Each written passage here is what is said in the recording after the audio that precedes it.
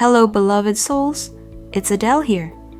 In this video, I want to invite you into a gentle but very honest reflection, one that touches a part of life most of us rarely pause to question, not because it is unimportant, but precisely because it has become so normalized that we move through it almost unconsciously. And that is our relationship with work. For most people, work is where the majority of their waking life is spent, not only in the hours of labor itself, but in the preparation for the day, the traveling to and from work, the mental, emotional, and physical energy required to perform, and the recovery that follows to be able to do it all again the next day. For those working full-time, this easily amounts to 9 hours a day, and in many parts of the world, particularly in highly demanding work cultures, 10 to 12 hours a day, or even more, has become the norm rather than the exception. When we pause long enough to really feel into that, it becomes clear that work is not just something we do to live. It is one of the primary places where our life force is offered. Our time, attention, creativity, emotional bandwidth, and often even our sense of identity are poured into what we do daily. And yet, very few of us were ever taught to bring conscious awareness into this area of life. We were taught how to be productive, how to be responsible, how to adapt, how to meet expectations, and how to survive within existing systems. But we were rarely invited to ask a deeper, more intimate question. What am I actually devoting my life force to, and how does that devotion feel within me? This video is not about judging your job, criticizing your choices, or pushing you towards sudden or drastic change. It is not about striving to find a perfect role, title, or external purpose. It is about awareness. When something occupies such a significant portion of our lives, it deserves to be met with presence rather than pressure, and with truth rather than habit. If you stay with me until the end of this video, my intention is not to give you an answer that you need to force yourself into, but to offer a space for remembering, a clearer, more honest relationship with what you do, why you do it, and how it feels in your body and inner world when your work is aligned with your truth and when it is not. For many people, especially those who are walking a path of self-awareness, spiritual awakening, or inner transformation, work is often one of the first areas where misalignment begins to surface. What once felt tolerable may no longer feel honest. What once felt necessary may begin to feel heavy. And what once felt unquestioned may start to ask something deeper of you. And this is not a failure. It is often a quiet but persistent call. A call to bring the same consciousness you cultivate within yourself into your daily participation in the world. And to begin answering that call, we first need to become aware of what we are participating in and what we are offering our energy to, often without ever having been invited to choose it consciously, which naturally brings us to the next part of this reflection. So now let me ask you something, very simply and very honestly. When you think about the work you do, the place you go each day, or the role you step into week after week, what do you actually feel in your body? Not what you think you should feel, not what sounds reasonable or responsible, but what you feel when no one is watching. For some of you, it may be a quiet heaviness in the chest when the alarm goes off in the morning, or a low-level tension that sits in the body throughout the day, as if you are constantly bracing yourself.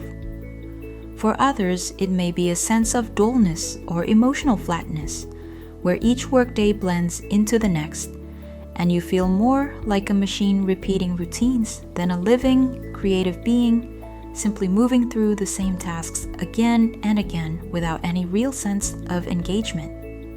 And when the work you do aligns with who you are, what you naturally enjoy, and what you feel called to offer, the experience is very different. there is usually a steady sense of engagement rather than resistance, a feeling that your attention is naturally present rather than forced. And even when the work is demanding, there is a quiet satisfaction in knowing that your energy is being used in a way that feels meaningful and true to you. This is not accidental. Through our work, we participate in very real things, in the values a company upholds, in how people are treated within a system, in the kind of impact an industry has on the world, in the direction those systems are collectively moving. Even when our role feels small, our time, attention, and effort are still contributing to something larger than ourselves. Most of us were never taught to look at this level of participation consciously. We were taught to prioritize income, security, and performance, and to evaluate work mainly in terms of practicality rather than alignment with values. To function within those expectations, many of us learn to override our internal signals, to ignore the body's responses, the emotional cues, and the quiet inner knowing that tells us when something no longer feels right. Over time, this can create a sense of disconnection, where we continue to perform our roles competently on the outside while feeling increasingly numb, restless, or disengaged on the inside, pushing aside discomfort or doubt because it seems easier or more responsible than acknowledging that something may no longer be aligned. Becoming conscious of what you are participating in does not mean judging yourself, condemning your choices, or demanding immediate change. It simply means allowing yourself to be honest about your lived experience, how it feels to offer your energy where you are, what feels nourishing, what feels draining, and what quietly feels out of alignment, even if you are not yet sure why. And when that honesty is allowed, without drama or urgency, a clearer question begins to take shape, not as pressure, but as discernment. Whether the way you are currently using your energy reflects who you truly are, who you are becoming, and whether it supports the deeper truth you are gradually remembering about yourself and your life purpose here on Earth. And it is this discernment that naturally leads us into the next part of the reflection, where awakening begins to ask how our inner transformation wants to be expressed through what we do. For many people, especially during periods of awakening or inner change, this growing honesty begins to show up very simply in everyday life, often long before there are any big realizations or decisions. You might notice that you feel more tired than usual after work, even when nothing particularly difficult has happened, or that it takes more effort to motivate yourself to do things that once felt routine. You may find yourself questioning why certain goals no longer excite you, or why the idea of continuing in the same way feels quietly heavy, even if everything looks fine on the outside. This does not mean you are doing something wrong. Often, it means that you are no longer willing to live on autopilot. As awareness deepens, the old ways of pushing through, pleasing others, or ignoring what you feel stop working. What once kept you going, habit, fear, or the need for financial security, begins to lose its grip, and you are left with a very honest, sometimes uncomfortable sense that something no longer fits. And the important thing to understand here is that awakening rarely arrives with a clear plan for what comes next. Most of the time, it begins as a knowing of what you can no longer continue, rather than a certainty about where you are meant to go. This call to realign is not asking you to make dramatic changes or rush into new identities. It is asking you to slow down, to listen more carefully to yourself, and to allow your life to gradually reflect the truth that is already becoming clearer within you. And from this slowing down, something else begins to surface, a quiet remembering of what feels natural, meaningful, and true for you, which is where we turn next. When people hear the words innate gifts or inner calling, They sometimes imagine something dramatic or mystical, as though it must arrive as a lightning bolt moment of certainty. But for most people, it shows up in far more ordinary human ways. Often, it is revealed through what you are naturally good at, what people tend to come to you for, or what you find yourself doing with care and attention, even when no one is asking you to.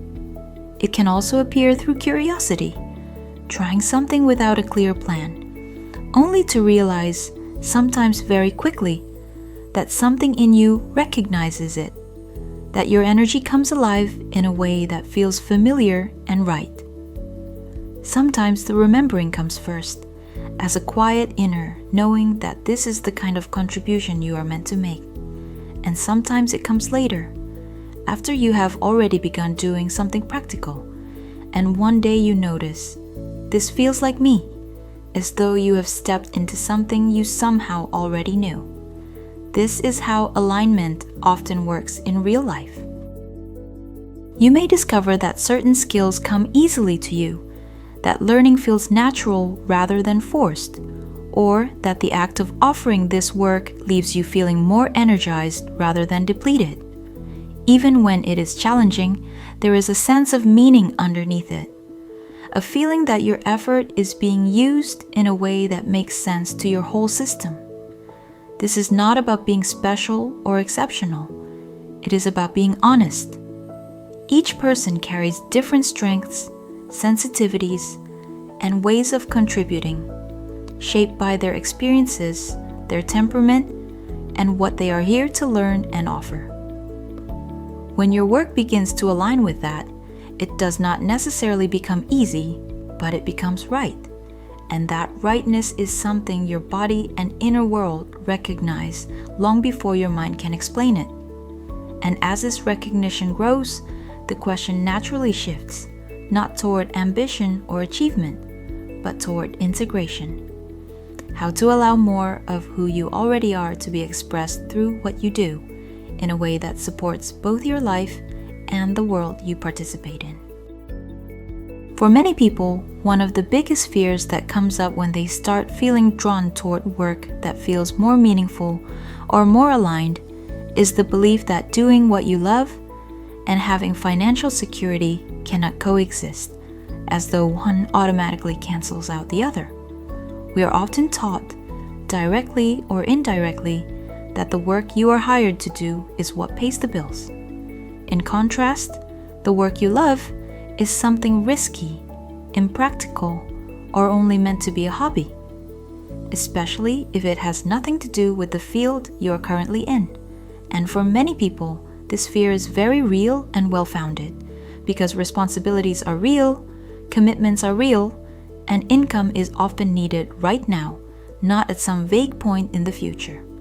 Aligning with what you enjoy or what you are called to do does not mean quitting your job overnight or putting yourself under unnecessary pressure. For most people, this is a gradual process. With this step-by-step realignment, you begin by believing that it is possible to experience financial abundance while doing work that feels meaningful, even if it does not happen instantly. What matters is movement, progress, and intention. Having a clear direction, taking consistent steps, and allowing your life to reorganize around what you are being called toward, rather than forcing everything to change all at once. This path asks for courage, yes, but not recklessness. It asks for vision, patience, and trust. The kind of trust that says you can begin where you are, with what you have, while building something new alongside what already supports you. And at some point, when the timing is right, it can feel like stepping off a cliff. Not unthinkingly, but with an inner knowing that you are not falling. You are learning how to fly, and that what you are creating will begin to support you in ways you could not fully see at the beginning. When what you do begins to reflect who you are inside and what you are here to share with the world, work stops being a routine you endure. It becomes an extension of who you are. something that brings genuine fulfillment, quiet satisfaction, and a sense of being fully alive, where each day feels less like repetition and more like a lived experience you meet with presence, willingness, openness, and even a quiet excitement for what the day will unfold. Across many wisdom traditions, life is seen as a vast symphony of vibration, patterned, rhythmic, and ordered according to greater intelligence. Science shows the same. At the core, all matter is energy, even what appears solid. We too are expressions of this energy and vibration, oscillating in resonance with the music of life.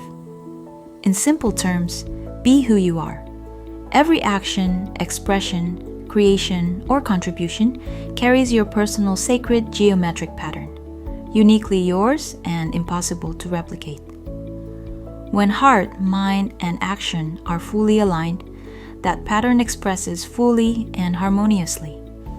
When they are out of alignment, the geometric pattern remains but can feel distorted or constrained, like a mandala pulled out of shape. From presence, not pressure, your work stops being just tasks or obligations.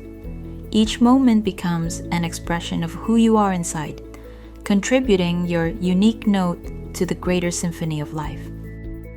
If this message spoke to your heart, let it invite you to reflect honestly on how you are using your energy through your work, and whether what you do each day is truly aligned with who you are becoming. Together, we raise the frequency of Earth.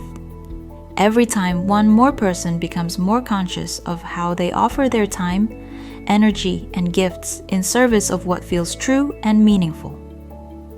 See you in the next video, where we'll take another step toward health, balance, and higher vibration.